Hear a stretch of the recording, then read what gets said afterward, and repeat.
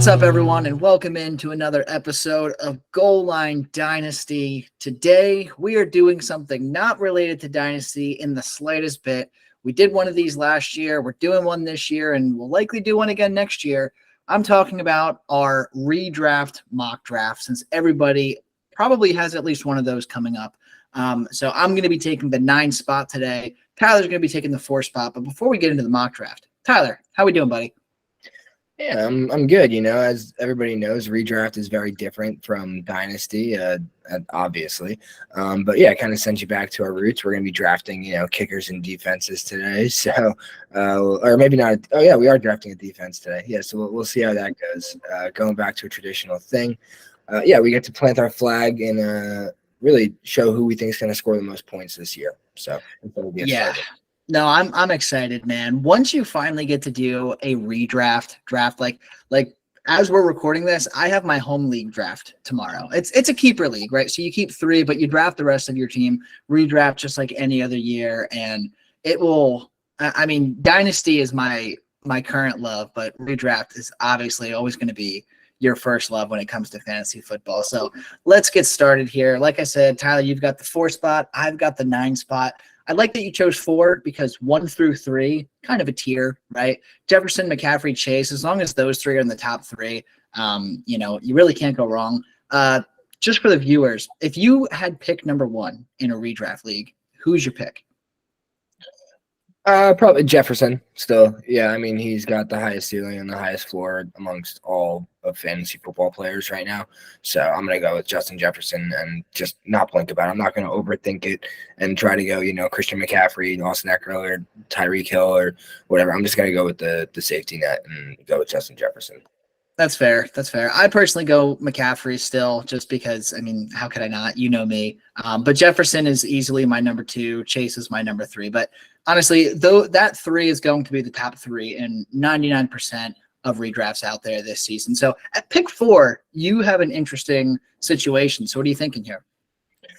So what I'm thinking is that, I think any of these 4 or really 5 guys that are at the top of the ADP could really be fine picks that aren't going to hurt your fantasy team in many ways.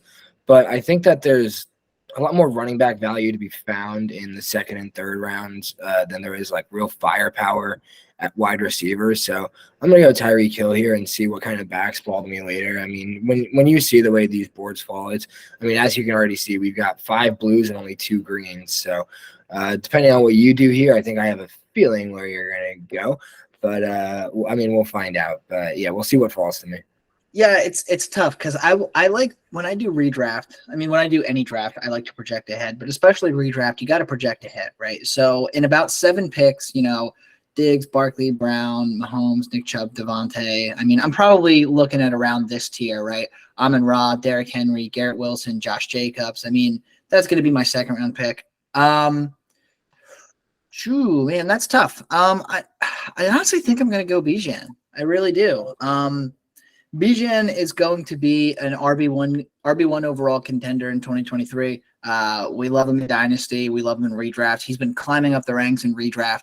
I don't really think anyone's surprised to see Bijan Robinson going 9th overall in a redraft. I mean, I've heard rumblings that some people consider taking him as high as 4 or 5 in redraft league. So just about any time that he's on the board for me at 9, I'm going to pull the trigger on that one. Yeah, and I think I saw somebody pull a stat the other day on Twitter that showed running backs that had Bijan Robinson's draft capital have over the last 10 years have always finished literally top 5 their rookie year between Zeke and Fournette and all those guys. I could be totally misquoting it, but they're all hammers. When they get drafted that high, they're hammers. So take Bijan Robinson was the gist of the tweet. Exactly. And that's what I'm going for here. And full PPR, Bijan's going to be pretty damn awesome. So at 204, I like Devontae Adams. I like Amon-Ra. I like Jalen Waddle. I do like the idea that I can get a top 12 wide receiver to pair with my top 3 running back here. But I'm going to kind of kick it old school here, right? This time a couple of years ago, everyone was starting double running back. And I think going into this 2023 season, I think I'm going to continue on with that trend. I'm actually going to go Josh Jacobs. I'll explain that in a second. But the reason why I like going double running back is because almost nobody else does. I can have the advantage at the running back room, and then I'll fill wide receiver a little bit later. We'll see how it works out for me. But anyway, I'm taking Josh Jacobs here. Derrick Henry obviously would have been a good pick. Jonathan Taylor, if he plays in 2023, obviously would have been a good pick. We're 3 weeks away from the season. The Raiders are going to figure out what's going on with Josh Jacobs' contract situation. He's going to play. I'm not the least bit worried. He was one of our favorite running backs last year, Tyler. He literally finished top 5 or top 3 in PPR formats, right? So pairing him with Bijan Robinson, if Josh Jacobs is on the field by week 1, I mean, in my mind, I have 2 top 5 running backs on this team, and I'm pretty stoked about that. Yeah, hammer, sledgehammer, basically is what you got right there. I think you're going to be able to find some value on the way back as well. So I was hoping that Derrick Henry was going to follow me here, and I was going to start off with Tyreek Hill and Derrick Henry and have like basically a cheat code for this team. But we're going to make it fair, and I'm going to take Tony Pollard. I could consider Waddle here, but being that I have Tyreek Hill, I think that kind of limits my upside if I really spend my top 2 picks on Miami receivers, especially seeing that Tua did get hurt last year. I'm obviously those aren't like nagging injuries or anything like that. They should be worried about like reoccurring, but still, just like seeing what happens when you invest so heavily into one team. I'm fine doing it in best ball, but not in redraft like this. Definitely not in a home league where my friends are gonna like talk a bunch of garbage to me. So I'm gonna go here and I'm gonna go out on a limb. I'm gonna take Tony Pollard. Even though I was a lot more comfortable drafting him in like the 7th, 8th round last year, I'll take him in the 2nd round here, knowing that he's going to like Zeke has been signed, Dalvin Cook has been signed. The only other real threat, I think that to Tony Pollard could be Leonard Fournette, maybe possibly Kareem Hunt, but we'll see. Dallas hasn't really made their move yet, so I'm going to stick with Tony Pollard there and be pretty happy with my Tyreek Hill and Pollard start.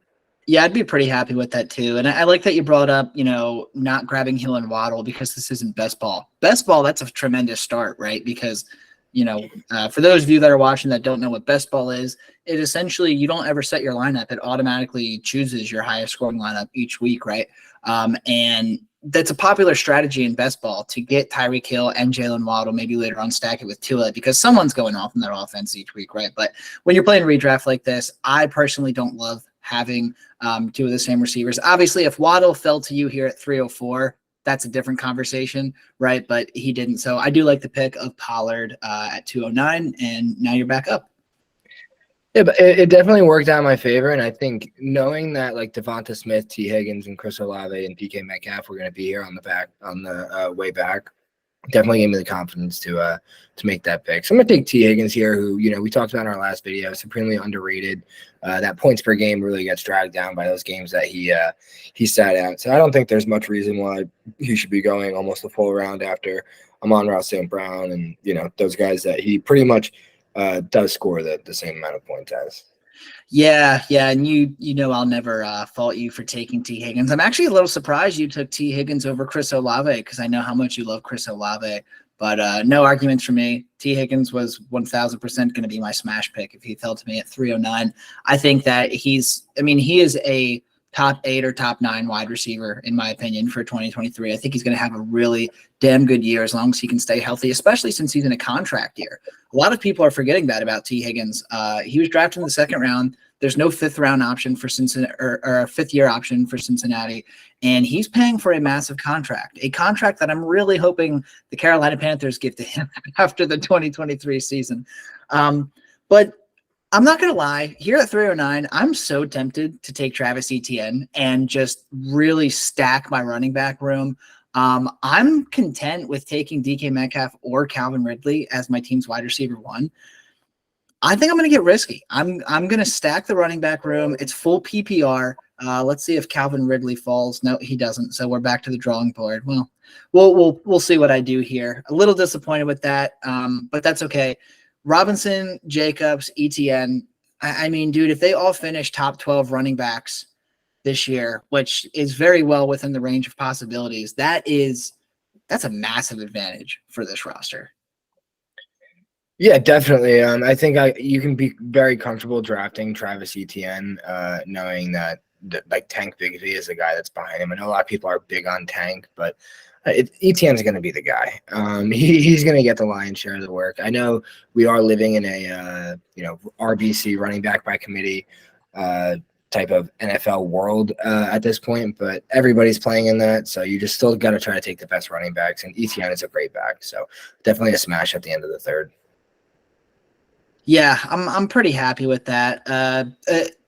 Admittedly, I am very disappointed I couldn't get Metcalf or Ridley, but I knew it was going to be a risk doing this. And either way, I still think the risk paid off because I do have options, right? I can take a smash quarterback in either Joe Burrow or Justin Fields. I'm a really big fan of making sure that I get a top tight end for my team. And I'm a big believer in both TJ Hawkinson and George Kittle for 2023. You know what? Let's kick the can on the wide receiver down the road even farther. I am going to take Mr. TJ Hawkinson. I think him and Kittle are very similar in terms of what I expect out of them in 2023. The difference, TJ Hawkinson has a legitimate quarterback throwing to him, and in San Francisco, as of right now, it's Brock Purdy. But it's Brock Purdy. It's either going to be him, Darnold, or Lance. And quite frankly, I would rather have Kirk Cousins throwing to my tight end there. So give me TJ Hawkinson. I'm going for broke with my running backs and tight ends here, but I'm pretty excited about it. Yeah, I think TJ Hawkinson is probably the last one that I'm comfortable drafting this early. So when you do draft 3 running backs like that and you're going to be playing catch up at receiver, it's definitely important to get one of those onesie positions and get a hammer there at either quarterback or tight end. So now I'm kind of caught here because, I mean, the upside of DeAndre Hopkins is so massive. Yeah, he could be there for me on the wraparound. But there's also a handful of solid receivers that I like their floors of being my wide receiver 3, and I'll just be comfortable setting and starting them. I think Justin Herbert could also be set for a massive year with Kellen Moore going over that offense. I know I've said that in the past. So I am playing I don't even know. I'm going back and forth in my head. Good thing this isn't a real draft. I'm going to count to 3 and make a decision. I'll just go Justin Herbert here and see what falls to me and just feel comfortable with my quarterback room and know that I could have an advantage over half of the league at least. Yeah, I mean, you can't go wrong. When in doubt, if you can't figure out what you want to do with a pick, especially in redraft, when it's just 1 year, right? It's not Dynasty where this pick is going to have an effect on your team for the next 3 years. It's just 1 year, man. So if you don't know what to do, you're on the board or you're on the clock and it's redraft, just take the guy with the highest upside that you're looking at. Don't overreach by 20 ADP.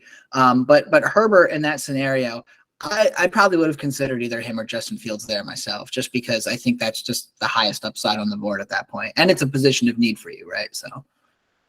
Yeah, but now that I'm looking at the board and the fact that Justin Fields fell and Trevor Lawrence would have definitely been on the board, I for sure know that I fucked up because I need another running back, and Miles Sanders, Dameon Pierce just went.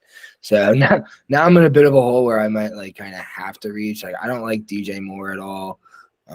We've talked about that. I still don't love Drake London for this year. I think he could be a fine wide receiver 3, but I don't think he's going to be as much of an advantage as, you need to take a shot as on my RB2s. There's really not many guys left on the board that I'm going to want to start in my RB2 spot. Not that I feel any better about having J.K. Dobbins in this spot, but it's in my mind, he probably is the best bet on the board to be a consistent guy behind Tony Pollard. So I'll take him and knowing that he was, efficient when he was healthy, and hope that this is finally the year that J.K. Dobbins pays off, because I have never been in on J.K. Dobbins, never been burned by him, but this will be the year maybe I take my shot on him, because who knows? I'm not high on J.K. Dobbins either. I think I've made that abundantly clear over our many videos here. But honestly, dude, when you need a second running back and it's either Dobbins or whoever else you can get, 16 picks later, your hands are kind of tied, right? You projecting forward, you'd probably end up with Isaiah Pacheco or Javonte Williams or Rashad White. All of those guys are big question marks for 2023. I'm sure we'll talk about at least one of them a little bit later on here, but I don't fault you at all.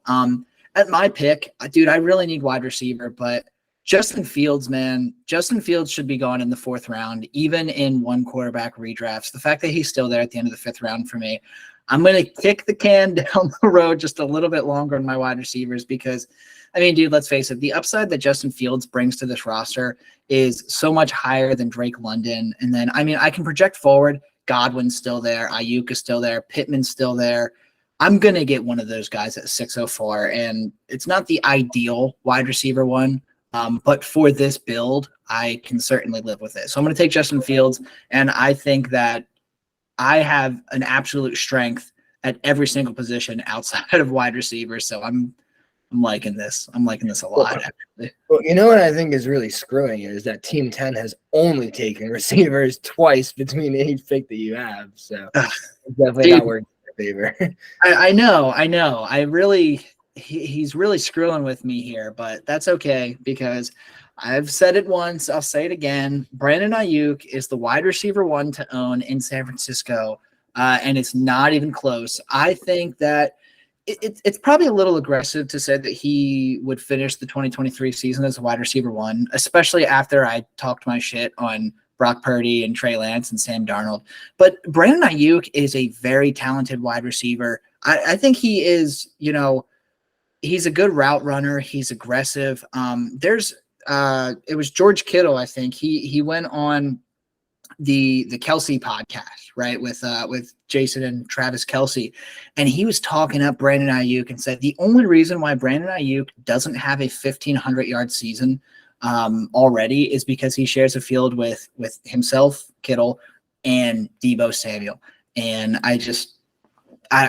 if George Kittle agrees with me that Brandon Ayuk is out of this world wide receiver, then that's validation enough. Again, not my ideal wide receiver 1 for my roster, but I'm not upset about it either.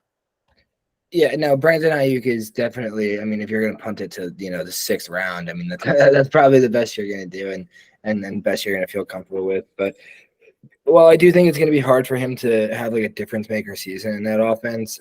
He's definitely got a pretty high floor. And I definitely do think that he is the wide receiver 1 and the target guy in San Fran over Deebo. He's the one that I want to own much more over Deebo. I think a lot of the community agrees with you on that one too, but I will have your back in saying that you were like the first to call it. So I'm going to He did finish wide receiver 15 last year too. And without counting these, I mean, he's what, at least wide receiver 25 or something like that off of this board right now. Like his ADP is not reflective of where we should be drafting Brandon Ayuk. So even though he's on the rise in the community, nobody is high enough on him with the exception of me. So I'm going to make my pick, and then I'm going to ask you a question because I don't think my pick is all going to be all that interesting. I'm going to go with I'm going to go with Dalvin Cook because I think that he has a relatively decent floor. I think he'll be like a 12 to 13 point per game. I do think he's going to put a dent into Breece Hall, which sucks. He's going to be a pretty big dent because Dalvin Cook is probably the best RB2 on a depth chart in the entire league. But while I think about my next pick, I want to ask you, because you're as we're saying, and I agree with your statement as well, that Brandon Ayuk is being totally undervalued. You see he's being drafted as about like the 20th wide receiver off the board when he was the wide receiver 15 last year. Who are you pulling out that's ahead of him? Because it looks like, I mean, Deebo is drafted ahead of him. We have guys like Keenan Allen, D-Hop, Judy, Terry McLaurin, these guys. So who would you be taking out from in front of him while I'm thinking on my next pick? Yeah, so everyone that was taken in the first, second, or third round completely agree they need to go ahead of Ayuk. Ridley as well. Deebo should not be going before Ayuk, let alone 2 full rounds before him. I honestly put Brandon Ayuk in the same tier as I would with Amari Cooper, Keenan Allen, DeAndre Hopkins. I would throw Terry and Jerry Jeudy in that as well. So I think Brandon Ayuk deserves to be, late 4th, early 5th round. I could even put him up here with Keenan Allen and Deebo Samuel. I really do think that. I think Ayuk's ADP is just far too low. And believe it or not, like I was looking at Yahoo, ESPN, some of the other platforms, his ADP is the highest on Sleeper, believe it or not. Like if you're drafting on Yahoo, you can get Ayuk in like the 7th or 8th round. It's ridiculous. Yeah, it always depends on the app, right? There's a lot of times you can just get complete steals. Like I know Calvin Ridley in ESPN ADP is in like round like 5, 6, like you can get like it's an absurd steal where you're getting Calvin Ridley there. But I definitely agree with you. I mean, I'm not like taking DJ Moore. DJ Moore has never really finished above wide receiver 15 before. Probably not taking Christian Watson. Not gonna. Probably definitely not gonna take Drake London either or Brandon Ayuk this year. Godwin I might, but yeah, I agree. There's a handful of guys that I'm probably pulling out of there, and I'm moving Ayuk up. I think Godwin, like you mentioned, Godwin deserves to be a little bit higher too. I know we highlighted him in one of our recent videos there. Godwin is just so disrespected, especially in PPR formats. He's going to be the safety net for Tampa Bay this year, whether it's Trask or Baker Mayfield slinging it. But I have a pick to make here. But before I make your pick, you just recently took JSN. Are you expecting a big year for the rookie in 23? Yeah, I definitely am. I didn't mean to glaze over that, but I think a lot of people are, the hype is starting to rebuild on him after it like faded off this offseason. Now that training camp starting, and people are starting to see the videos of what he's able to do. I mean, I think JSN is a great receiver. He could be the next one that, puts up 15, 16 points per game. I don't care how crowded that offense is. When you're that elite of a receiver, like that's what he can do. I don't think anybody's going to be surprised if he puts up 8 catches for, 75 yards a game this year and averages like 15, 16, 17 points per game. I think that's well within the range of outcomes that he just gets peppered by Geno Smith this year because he's that talented. I think by year 3, he's going to be the best receiver in that offense over DK Metcalf, and it might happen sooner than that, given how talented I think he is. Yeah, I like JSN. I think for 2023, I lean Jordan Addison, just because he's competing with Hawkinson and Jefferson, where JSN is competing with Metcalf and Lockett. It's pretty. Obviously Jefferson is amazing, but it's a pretty even competition for both of them.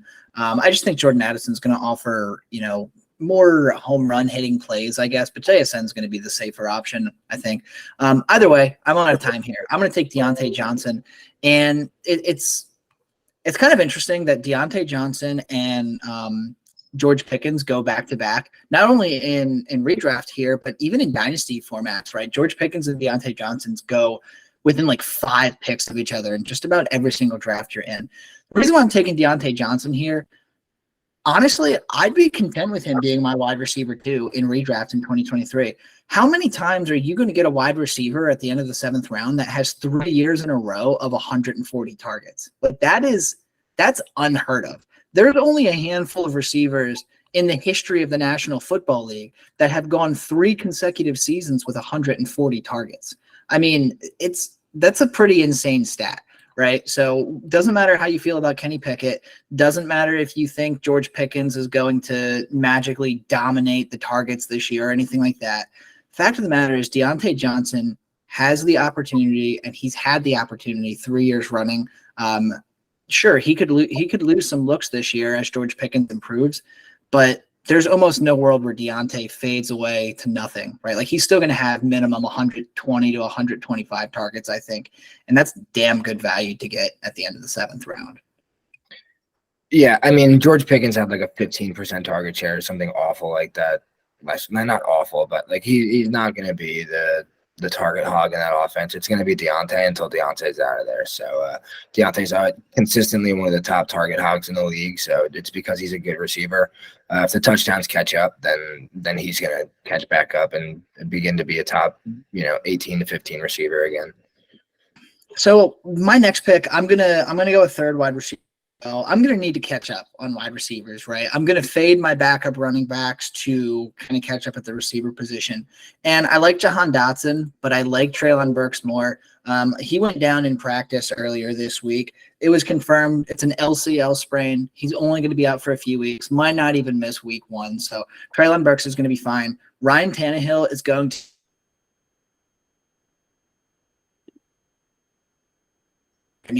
it's going to be a pretty decent year for Tennessee. Treylon Burks being able to be the wide receiver too, opposite of DeAndre Hopkins, I think is going to pay big dividends, and he could see a nice little breakout year.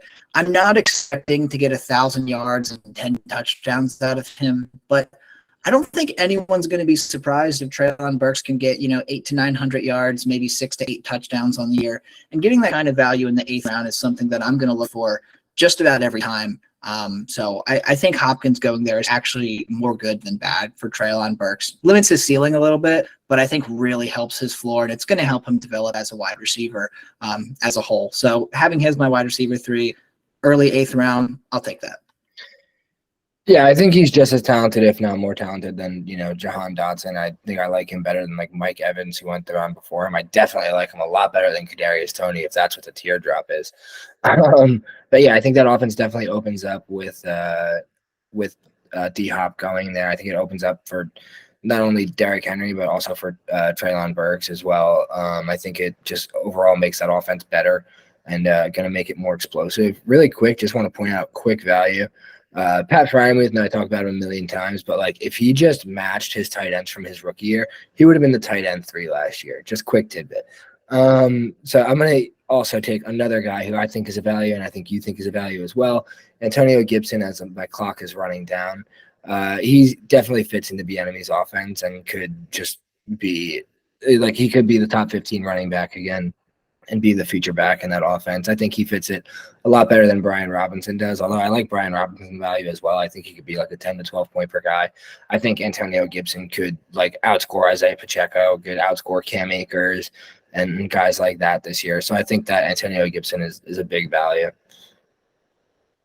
Yeah, and I kind of had a feeling you were going with Antonio Gibson as soon as you mentioned that it was a guy that I liked as well. It's really no secret, right? We both love Gibson. We think he's going to have a nice little 2023. And again, it's kind of like Pickens and Deontay Johnson.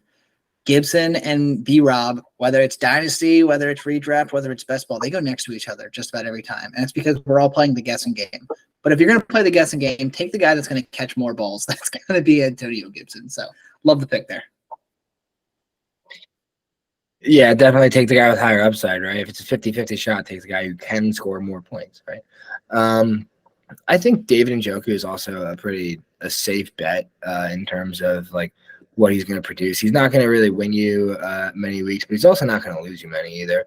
I mean, he's just a solid tight end. That's really the best you can say. He's going to be my pick here, and I'll just feel safe about it and not having to like cross my fingers and pray to God and draft like, I don't know, Tyler Higbee later on.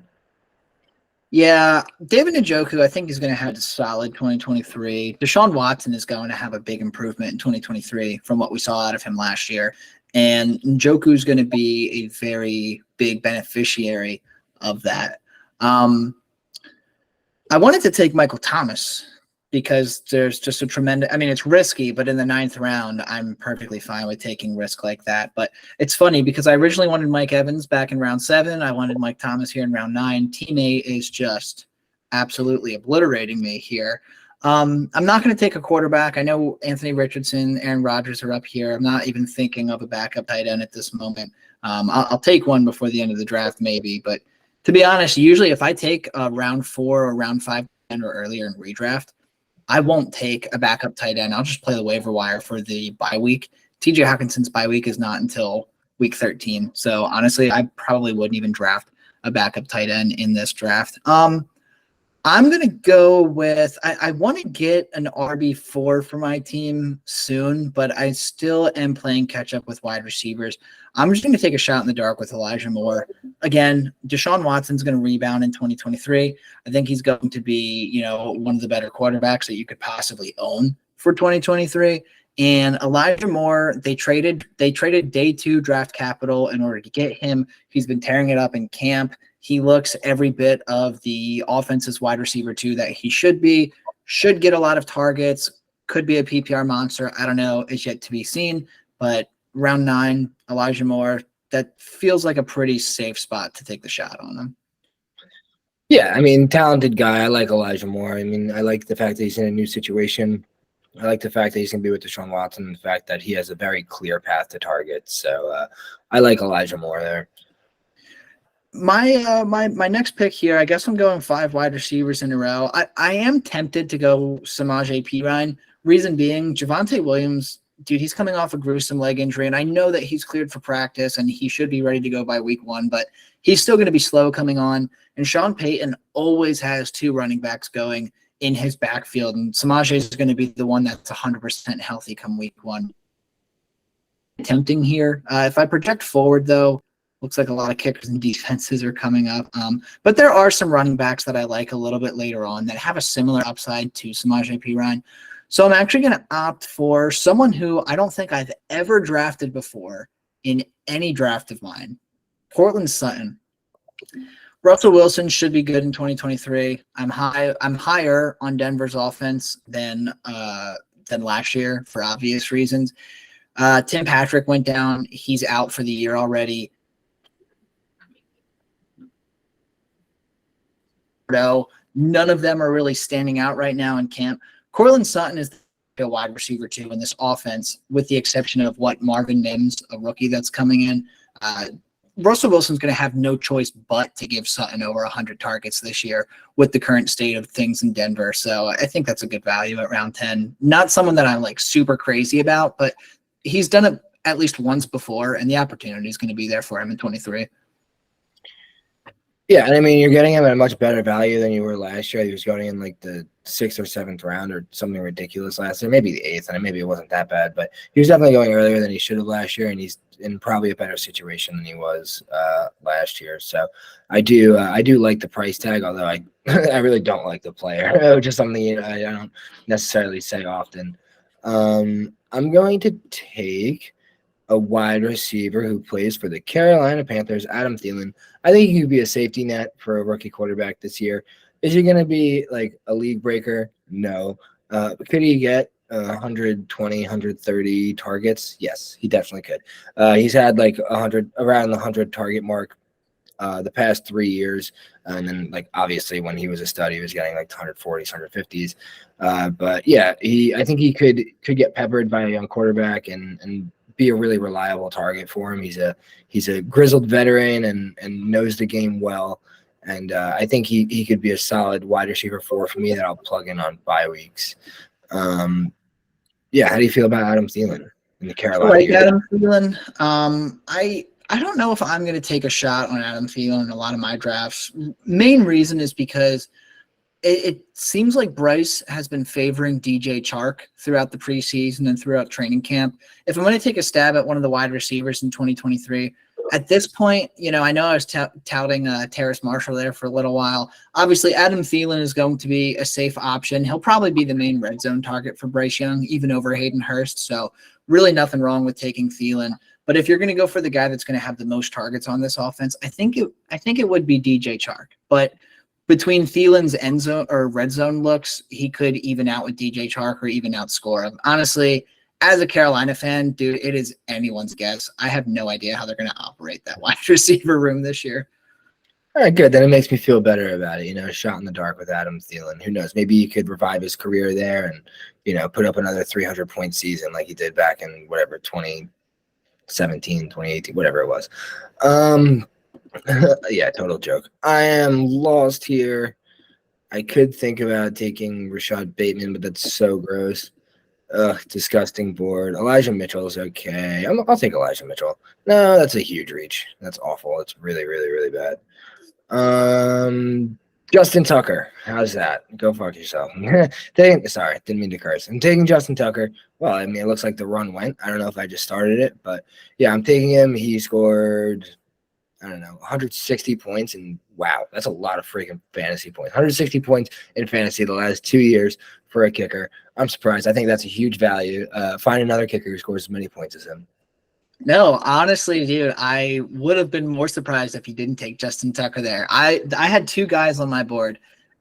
I was either going to take Justin Tucker or I was going to take Damian Harris, and they went back-to-back starting with you. Very unfortunate for me, but it is what it is. Yeah, I think round 11, at this point, if you haven't taken a kicker in defense, there's only 3 bench spots left.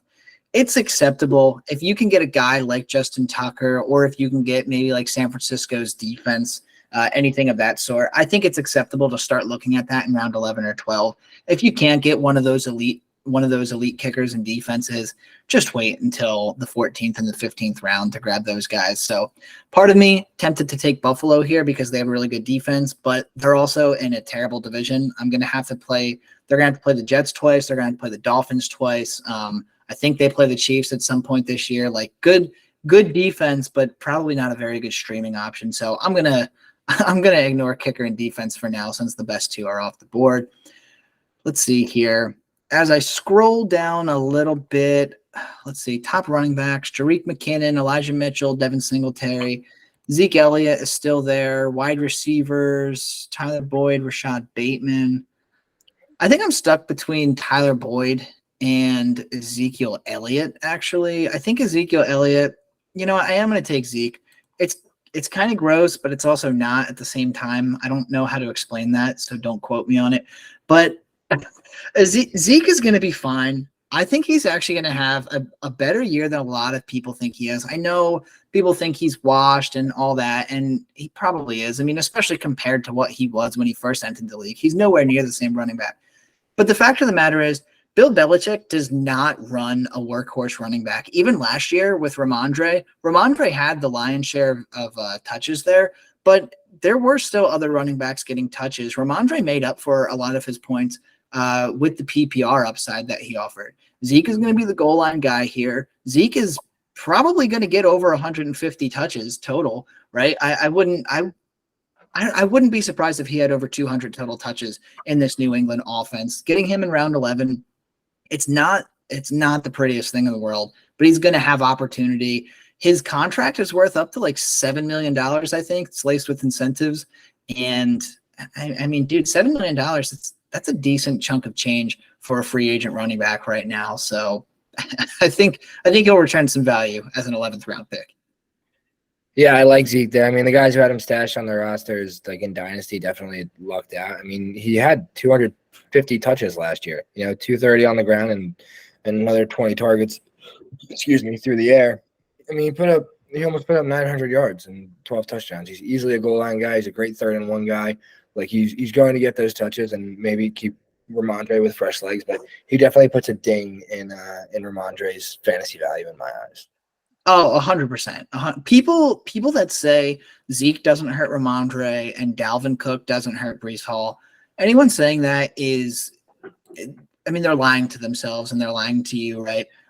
It's Zeke and Dalvin are not what they once were, but they're still going to get a lot of touches, and that's without a doubt going into Breece's touches. That's going into Ramondre's touches. But anyway, I took Tyler Boyd, right? I couldn't decide if I wanted Zeke or Tyler Boyd. Tyler Boyd was there on the way back. Nothing sexy about it, but he is in one of the best offenses in the league. Tyler Boyd will have the occasional spike week, right? We've seen it before. We'll see it again. I don't want Jamar Chase or T. Higgins to get hurt. Like, please, for the love of God, take my knees. Don't take T. Higgins's. But yeah, if one of them gets hurt, Tyler Boyd to the moon. Who cares? 12th round, good value. Yeah, definitely a good value. I like Tyler Boyd, especially in like underdog best ball drafts, because if either of them get hurt, then it's just been the recipe for the last couple of years that he steps in and produces. He's just a solid football player. I can't believe that New England's ADP is like this low, because it's 3 of the last 4 years they finished as a top 2 defense in terms of fantasy scoring.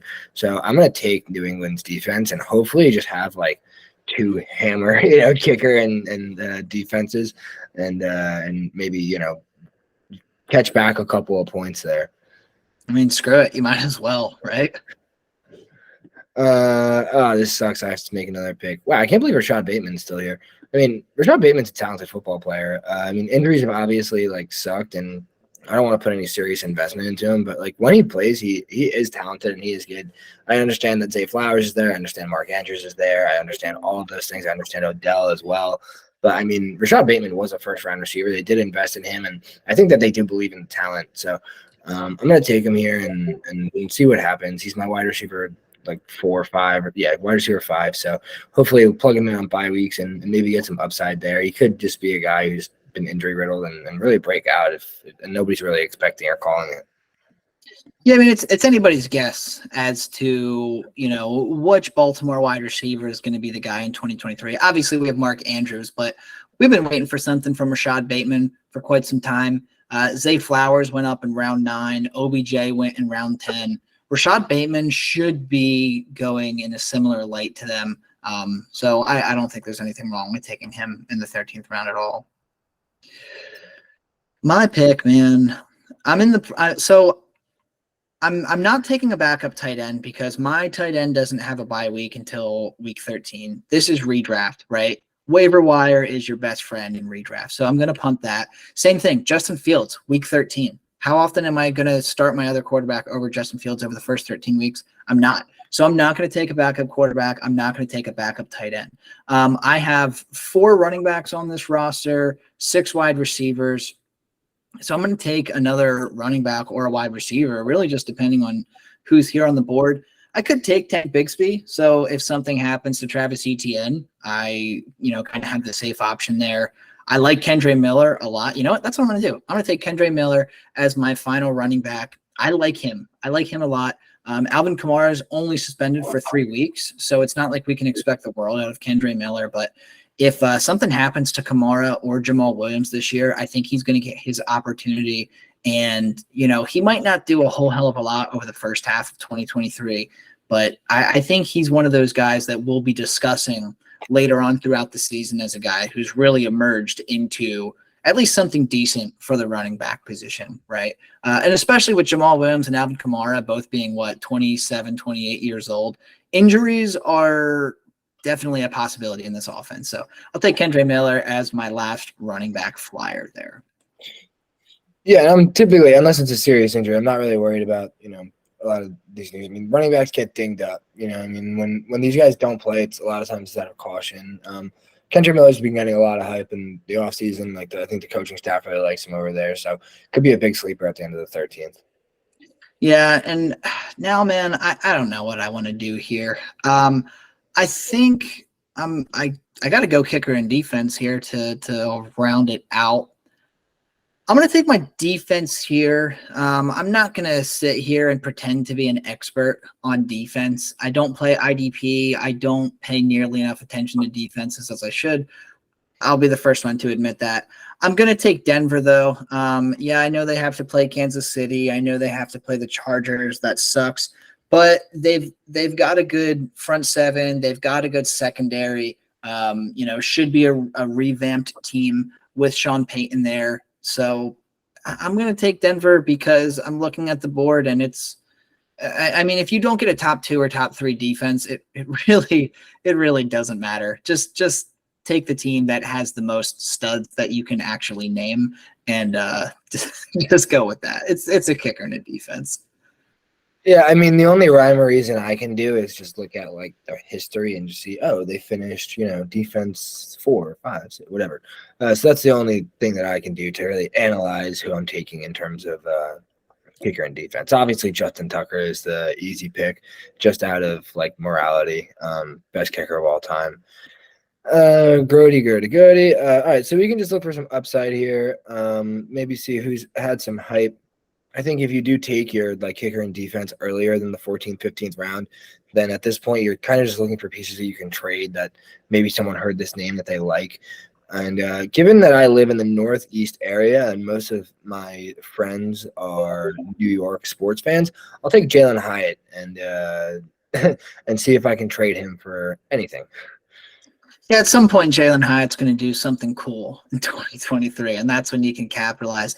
I mean, dude, let's face it. Anyone that you take maybe round 11 or 12 and after that isn't a kicker and a defense, or even your kicker and defense, because unless you take Justin Tucker or San Francisco, you're going to end up dropping them on their bye weeks to pick up someone else. So it's at this point, chances are Jalen Hyatt's probably going to be on the waivers for you, right, by week 2 or week 3 because you're going to pick up someone else.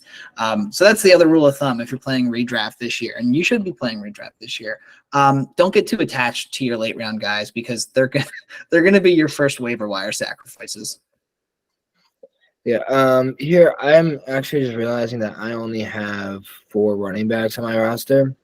I think Kareem Hunt is probably a value here. I mean, if he ended up going to Indianapolis or just signing anywhere, like he could still be a very good running back if he wasn't like a terrible just human being in general.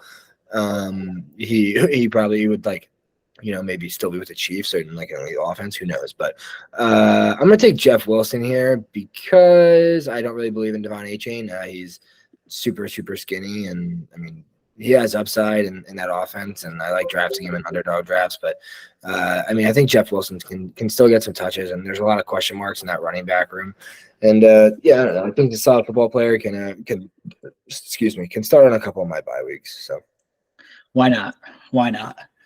My kicker, I'm gonna take Matt Gay, and I actually do have reasons for this. First and foremost, look at this. 2 years ago, he was kicker number 5. 2 years before that, he was kicker number 4, which means that every other year he finishes as a top 5 kicker. Guess what? This is that other year, right? That's that hard-hitting analysis that we look for. But a real reason why I do want to take Matt Gay here, I actually have put some thought into taking him as a kicker this year in 2023. Reason being, there's two reasons. One, I think Indianapolis is going to struggle to find the end zone this year. I really do. Once they get into the 5, they'll just give it to Anthony Richardson or JT and they'll call it a day. But it's going to be a slow year for Anthony Richardson throwing the ball. I think they're going to have a hard time getting into the red zone on a lot of their drives, and I think they are going to end up settling for 3 a lot. So that's reason number 1 why I like Matt Gay. Reason number 2, and Tyler, I was texting you, I think it was last year when we were talking about picking up kickers, and I had mentioned that I like taking kickers that play the majority of their games in a dome because I don't want to have to worry about changing my lineup because my kicker's playing in hurricane winds, right? And he's going to get me 0 points if I don't swap him out. You really don't have to worry about that when you're using a guy that plays in a dome for more than half of his games. And that's exactly what Matt Gay is going to be doing. So this is the longest I've ever talked about a kicker, not just on a video, but just in general. So I'm going to stop talking now, but our draft has concluded. So Tyler, let's take a look at your team first. yeah, it sucks. Don't draft like me. I think I did a good job in the first 3 rounds, but yeah, after that, I don't know. I probably would do a lot of things differently. I don't like J.K. Dobbins being a heavily invested piece. Yeah, I guess I have some advantages at kicker and defense, but we'll see what Jackson Smith and Jigba can do. I don't like that Dalvin Cook is like not really a feature back and is in my lineup in the start 8. Yeah, I don't like my team. Well, you know, man, the first step is acceptance, right? Or admitting that you have a problem. And I mean, dude, it's not that bad. It's really not. I mean, you started off pretty well with Herbert, Pollard, Tyreek Hill, T. Higgins. And to your point, I mean, dude, you have that positional kicker and defense advantage. I mean, it's unlike anything I've ever seen before. But no, I mean, you do need to get lucky between Dobbins and Dalvin Cook. I think Dave Njoku is perfectly fine as your lone tight end there. But I mean, dude, realistically, if either JSN or Antonio Gibson, you just need one of your bench guys to hit their ceiling for 2023, and the roster looks completely different. So I wouldn't kick yourself too much. Is it a perfect draft? No, but there's a lot of upside that can be had here. Yeah, I mean, I don't know. I definitely should have gone with like I think Miles Sanders like over Justin Herbert, and then like taking the like Trevor Lawrence. Although I do think Justin Herbert's ceiling is a lot higher than Trevor Lawrence's this year. I don't know. I think there's a couple things I don't like about it. I do like that I got Gibson late. I should have had a couple more running backs. Like I should have taken like I don't know Devin Singletary instead of Rashad Bateman. I'm probably being nitpicky, but like I should have backfilled with some more running backs in this draft when you go Tyreek and T. Higgins in the first 3 rounds.